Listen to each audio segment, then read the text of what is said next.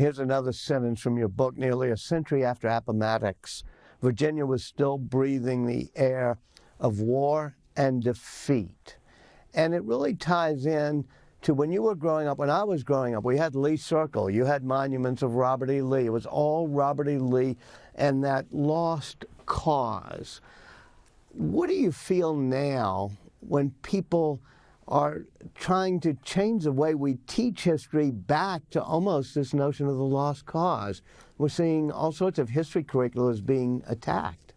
It's terrible, Walter. It's terrible because we've spent half a century trying to get to a better, truer notion of our history.